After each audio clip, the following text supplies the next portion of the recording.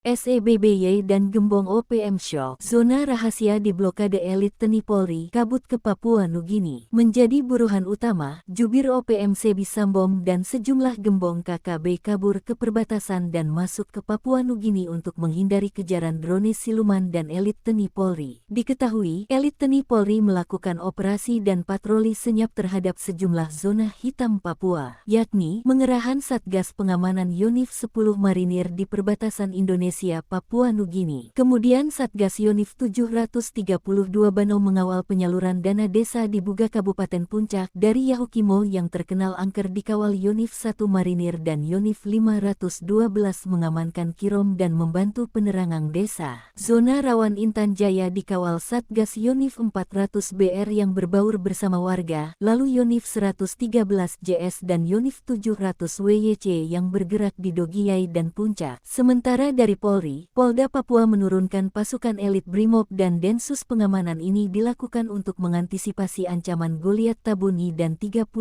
Komando Operasi. Menanggapi ini, Panglima Komando Operasi Habema, Maijen Lukci Avianto siaga bersama Kodam Cendrawasih, Polda, Satgas Damai Cartens. Bahkan, TNI Polri menggunakan drone siluman untuk mendeteksi setiap gerakan OPM. Sebagian besar OPM atau KKB sudah kabur ke markas rahasia di hutan pegunungan dan ada kabur ke perbatasan Papua Nugini. Namun Sebi dari Papua Nugini masih mengirim ancaman menembak para pejabat. Pejabat-pejabat Papua masih terus menjadi boneka Jakarta, maka TPNPB wajib eksekusi mereka, ujarnya. Robert Warikar, tokoh pemuda asal Biak, menyebut Sebi sebagai provokator dari kejauhan yang tidak lagi relevan dengan realitas Papua hari ini. Menanggapi ini Pangdam 17 Cendrawasih Maijen TNI Rudi Purwito mengatakan, akibat ancaman Sebi itu terjadi pengungsian terutama di Sina, Kabupaten Puncak, Papua Tengah. Maka itu TNI siaga, sebab KKB kerap melakukan intimidasi dan ancaman, sehingga warga ketakutan dan mengungsi. Selanjutnya akan dilakukan pengamanan. TNI akan melakukan tindakan terukur guna memberikan pengamanan wilayah itu,